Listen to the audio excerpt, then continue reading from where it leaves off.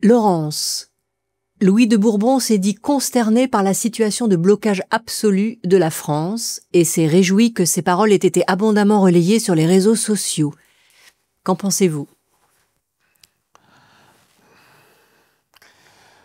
C'est le sabre et le goupillon ce soir.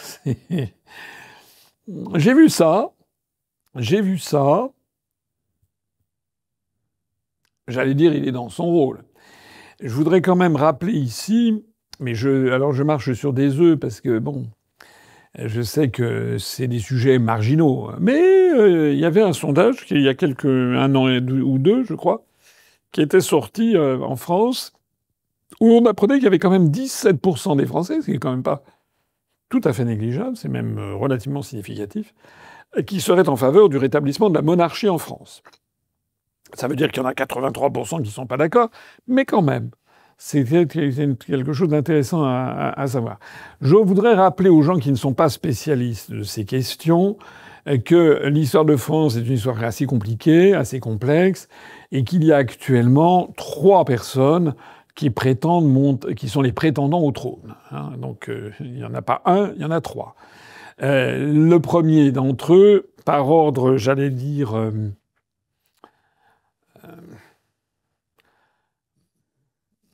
par ordre historique peut-être, mais pas par ordre juridique, je vais y venir dans un instant. Par ordre historique, c'est celui qui se fait appeler Louis XX. Celui qui se fait appeler Louis XX, qui est un Bourbon d'Espagne, et qui en fait descend en ligne directe de Philippe V d'Espagne, le petit-fils de Louis XIV. Donc en fait, il descend en ligne directe de Louis XIV. Voilà. Donc a priori, c'est lui qui devrait monter sur le trône. Pour ceux qui n'y font pas attention, un certain nombre de ceux qu'on appelle les légitimistes considèrent que c'est lui qui doit monter sur le trône puisqu'il est le descendant de Louis XIV. Il est le descendant de Louis XIV, mais il n'est pas sauf erreur de ma part, il n'est pas le descendant de Louis XV. Parce que Louis XIV a eu une série d'enfants et donc Philippe était son petit-fils. Il n'était pas le descendant de Louis XV, a fortiori ni de Louis XVI, ni de Louis XVIII, ni de Charles X. Donc voilà. Alors ça, c'est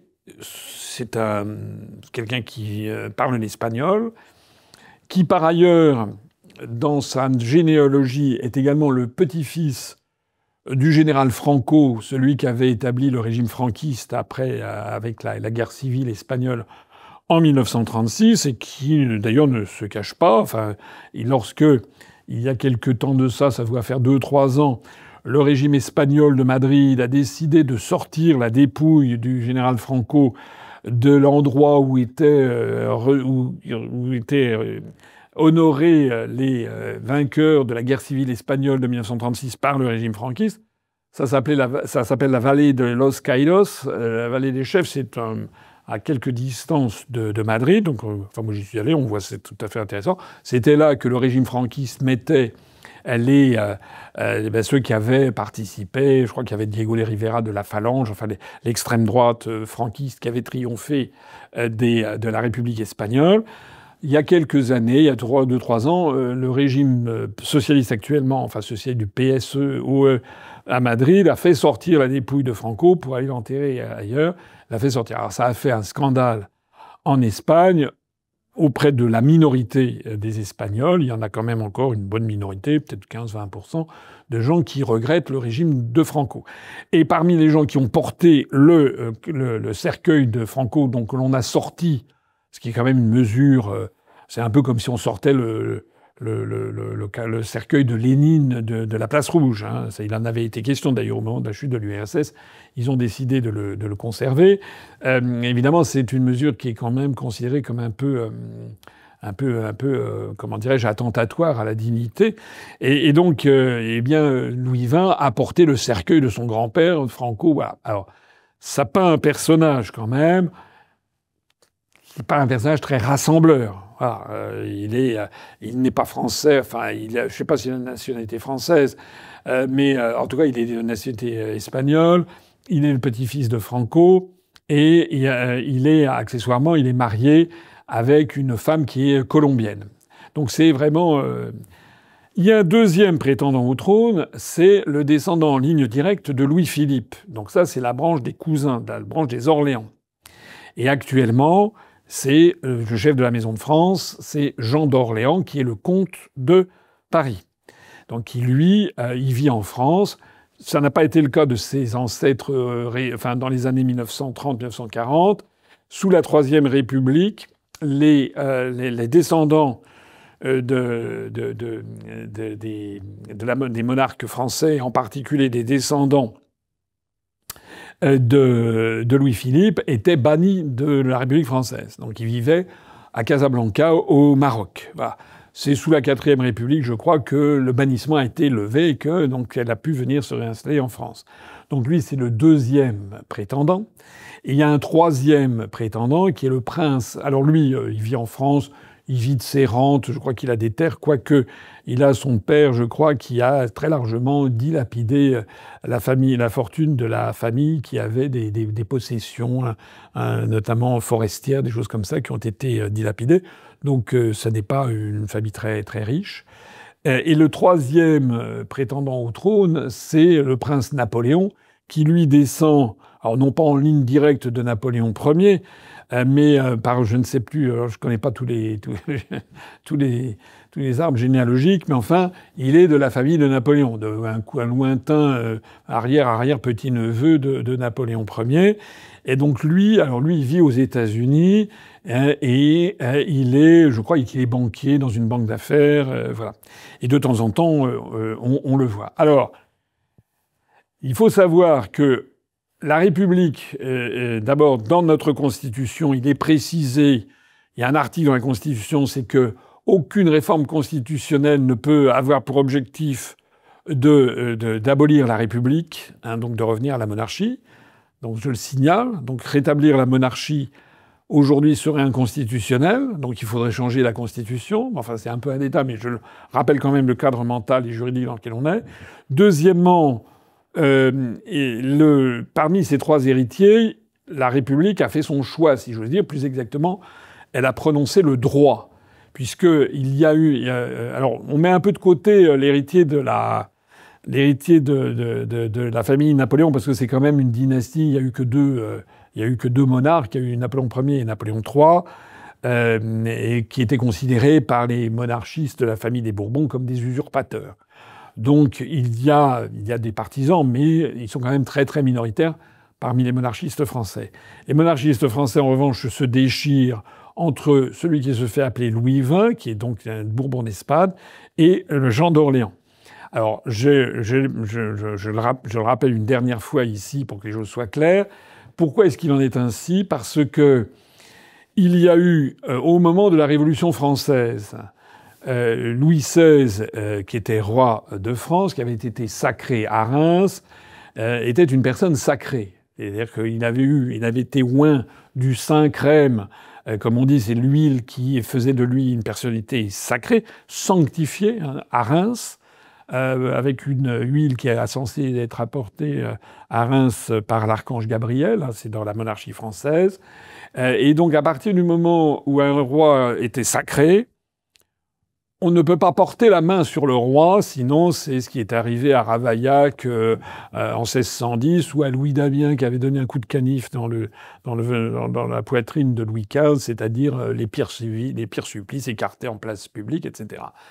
Et donc Louis XVI bénéficiait de ce privilège, j'allais dire divin, il était roi de France par la grâce de Dieu, mais il avait un cousin. Alors le cousin, qui s'appelait Philippe, duc d'Orléans, lui descendait en fait du frère de Louis XIV, puisque Louis XIV avait un frère, monsieur frère du roi, dont la lignée a été les ducs d'Orléans, qui d'ailleurs avaient leur palais, ce qui est aujourd'hui le Palais Royal à Paris. C'était là que siégeait le duc d'Orléans.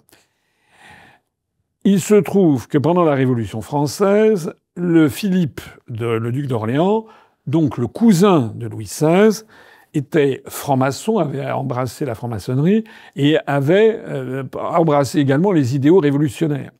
Au point il avait changé de nom, il s'était fait appeler Philippe Égalité.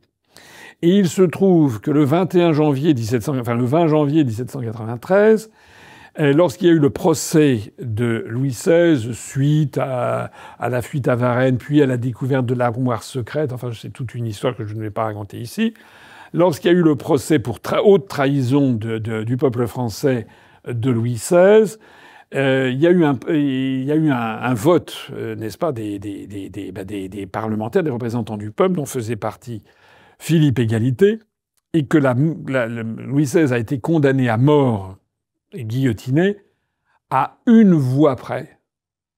Or, cette voix, il se trouve que son cousin, Philippe Égalité, a voté la mort du roi. Voilà. Donc, pour les légitimistes, les partisans de Louis XX, ils considèrent que Philippe Égalité, qu'ils appellent le régicide, parce qu'il a tué le roi, a fait qu'un crime inexpiable à l'égard de Dieu, puisque la personne de Louis XVI était sacrée. Et donc les légitimistes considèrent que Philippe Égalité et tous ses successeurs, notamment Louis-Philippe, toute la branche d'Orléans, en fait, sont pour toujours et à tout jamais exclus de la succession au trône. Ça, c'est ce que pensent les légitimistes. En revanche, les légitimistes, eux, ils font valoir quelque chose de tout à fait différent. C'est que Louis XX, j'ai dit que Louis XVI, Louis XVI, Louis XVIII et Charles X sont morts sans descendants, pas tout à fait. Il y a eu le duc de Berry, qui était l'un des fils de Charles X, qui a eu un fils qui est devenu Henri, comte de Chambord, mais qui lui-même n'a pas eu d'enfant, donc la lignée s'est arrêtée là. En revanche, il y a quelqu'un donc qui descend de Louis XIV, mais en fait qui descend de Philippe V. Or, Philippe V, qui est le petit-fils, l'un des petits-fils de Louis XIV, est monté sur le trône d'Espagne suite à la mort du roi d'Espagne Charles II en 1699 ou 1700. Charles II était un monarque espagnol qui était qui était malade, et qui n'avait pas pu avoir d'enfants, et qui avait des problèmes, comment dirais-je, génétiques, etc. Bon. Et lorsqu'il est mort, il avait quand même fait un testament. En vertu de ce testament, il léguait le royaume de France, le royaume d'Espagne au royaume de France, en excipant du fait que Louis XIV s'était marié notamment avec Marie-Thérèse d'Autriche, qui avait des liens avec l'Espagne, enfin, et puis qu'il était même lui-même d'ailleurs le fils d'Anne d'Autriche. Donc il y avait comme on disait à l'époque, dans la maison de France, elle avait des intérêts, elle avait des droits à faire valoir sur le trône d'Espagne. Mais la maison de Habsbourg avait aussi des droits. Et le Charles II mourant avait fait le choix de Louis XIV. Le problème qui s'est posé à cette époque, c'est que l'Europe entière a poussé des cris d'horreur à l'idée que la France, qui était déjà la première puissance du continent, sous Louis XIV, pourrait devenir encore plus puissante si, par ailleurs, elle pouvait hériter du royaume d'Espagne. Et donc, la maison de Habsbourg et toute une série de pays européens ont fait savoir par la voie diplomatique à Louis XIV qu'il ne devait pas accepter le testament de Charles II, sinon ce serait la guerre. Et qu'il ne pouvait pas accepter, l'Europe entière ne pouvait pas accepter que la France, déjà pays le plus puissant d'Europe, devint encore plus puissant en ayant, si j'ose dire, phagocyté l'Espagne. Louis XIV a attendu, je crois, tout ça c'est des mémoires, hein, peut-être que tout ce que je vous dis faudrait vérifier point par point.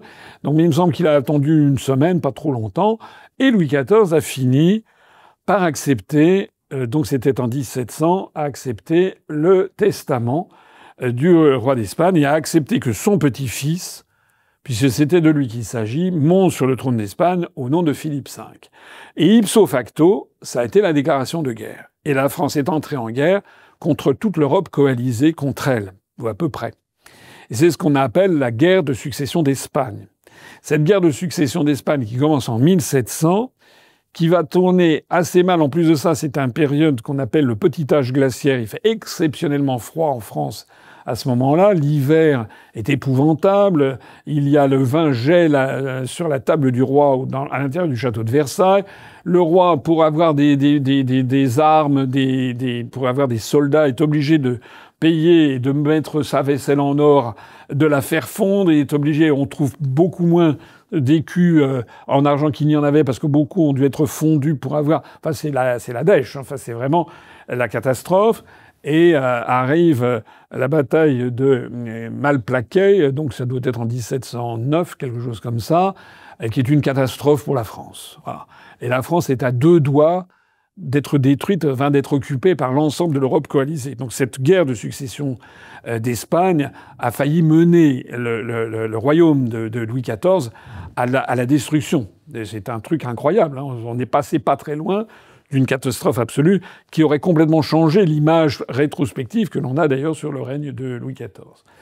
Sauf que, eh bien, le peuple français a fait bloc derrière Louis XIV, parce que le peuple français à l'époque se rappelait toujours quels avaient été les débuts de la monarchie de Louis XIV, comment quand il était encore jeune, il avait organisé ce qu'on avait appelé les grands jours d'Auvergne, où il avait envoyé des missi dominici, des représentants de la monarchie, dans les provinces, en particulier en Auvergne, pour tenir des tribunaux populaires et pour éventuellement, il y avait des aristocrates locaux qui traitaient leurs paysans comme si c'était encore du servage, éventuellement exerçaient du droit de cuissage, des choses comme ça, enfin des horreurs.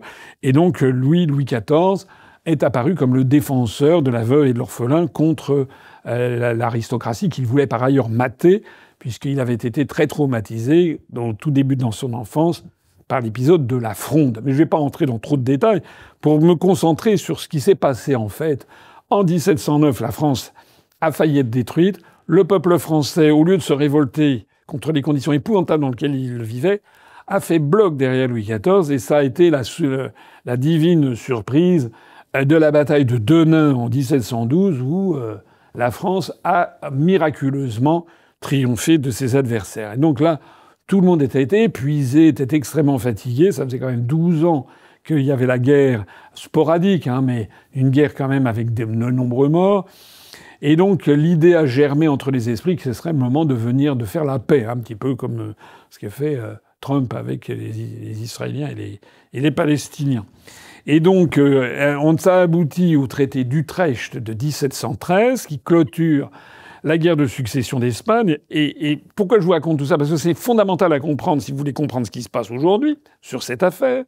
C'est que dans ce traité d'Utrecht, l'Europe a dit « D'accord, ok, vous avez gagné. Philippe, le petit-fils de Louis XIV, monte sur le trône d'Espagne en tant que Philippe V. » Voilà. Et ça va être l'apparition de ce qu'on appelle encore aujourd'hui les Bourbons d'Espagne. L'actuel roi est un Bourbon d'Espagne. Bien. Mais, il y a un mais, l'Angleterre, toujours prête à se servir, a dit « Moi, il me faut des places de sûreté, parce que j'ai quand même pas trop confiance dans la France. Donc moi, je mets la main sur Gibraltar, qui est au sud de l'Espagne. Ça va me permettre de vérifier les entrées et les sorties des flottes, notamment de la flotte française, qui, partant de Toulon, voudrait passer dans l'Atlantique, ou l'inverse. » Donc, en fait, l'Angleterre s'arroge une espèce de droit de regard sur ce verrou entre la Méditerranée et l'océan Atlantique.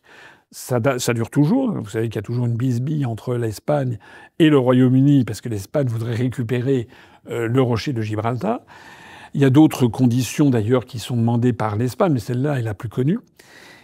Et puis, surtout, et c'est ça le point fondamental, c'est que toute l'Europe dit à la France « d'accord, mais à une condition », c'est que Philippe V et tous ses successeurs soient pour toujours et à tout jamais non régnicoles en France. C'est-à-dire qu'ils n'ont pas le droit, jamais, ils ne pourront prétendre à monter sur le trône de France. Parce que l'Europe, à l'époque, est absolument tétanisée à l'idée qu'un jour vienne où le roi le Bourbon d'Espagne, par exemple, meurt sans descendant et fasse cadeau de son royaume au royaume de France. Ou que par un jeu de mariage ou je ne sais pas quoi, il y ait la fusion des deux royaumes. On aurait la France-Espagne qui serait évidemment de très très loin.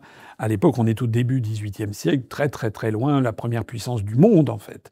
Voilà. Et donc, depuis cette époque, depuis 1713, tous les descendants de Philippe V d'Espagne, juridiquement, la France a ratifié. C'est un traité international qui a été ratifié, signé puis ratifié. La France, ses descendants ne peuvent pas monter sur le trône de France. Résumé, c'est une histoire extraordinaire, l'histoire de France, qui a abouti à une espèce de blocage incroyable. Même un romancier n'aurait pas pu rêver une pareille situation.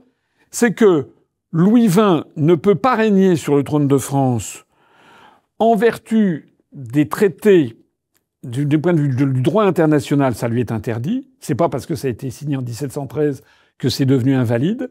La France reconnaît toujours la validité du traité d'Utrecht. D'ailleurs, comme la communauté internationale reconnaît toujours que le rocher de Gibraltar appartient à l'Angleterre. Mais et donc les légitimistes disent il y a qu'un seul roi, c'est moi, c'est Jean d'Orléans. Puisque toute la lignée s'est éteinte, sauf les Bourbons d'Espagne, mais qui ne sont pas rénicoles du côté.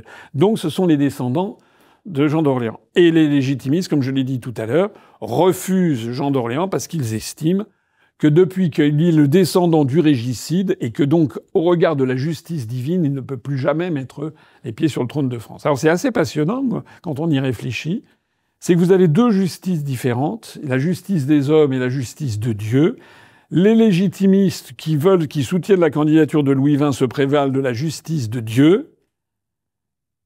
Les orléanistes qui soutiennent Jean d'Orléans se prévalent de la justice des hommes. Alors ça a été tranché par la République, je crois dans les années 60, quelque chose comme ça. Ça s'est porté devant le, je sais plus, le Conseil d'État ou je sais pas quoi. Et la justice française a tranché dans le sens que je viens de dire. C'est-à-dire qu'aux yeux de la République, la justice de Dieu, ça n'existe pas.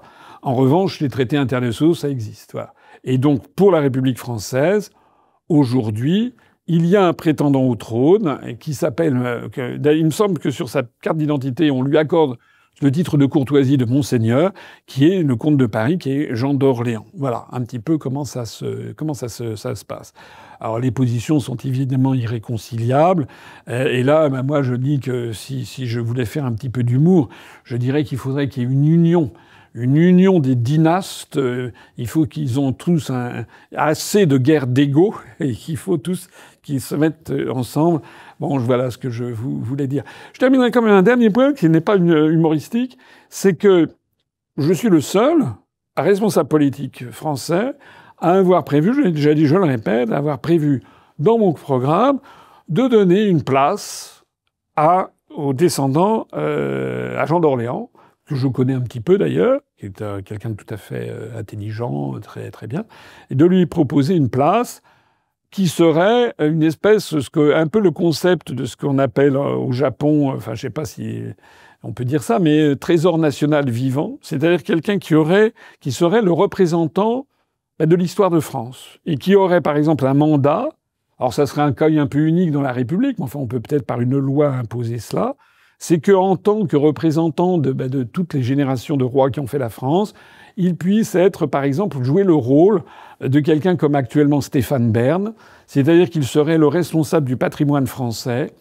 C'est lui qui veillerait au respect du patrimoine, qui essaierait d'obtenir des budgets pour restaurer les églises, les châteaux, tous les monuments historiques, puis le patrimoine industriel du 19e et 20e siècle d'ailleurs, qui serait le représentant un petit peu, et qui d'ailleurs, au passage, donc la République pourrait utiliser, si on peut utiliser ce mot, lui demander de représenter la France, par exemple, dans ces réunions qui font la joie des journalistes de People, Gala, Closer, etc. C'est-à-dire les cours qui, lorsqu'il y a un mariage, lorsqu'il y a le couronnement d'un tel et un tel, on pourrait, par exemple, avoir ce représentant qui, alors son rôle politique ça se limiterait à ça, mais voilà, je trouvais que c'était une idée.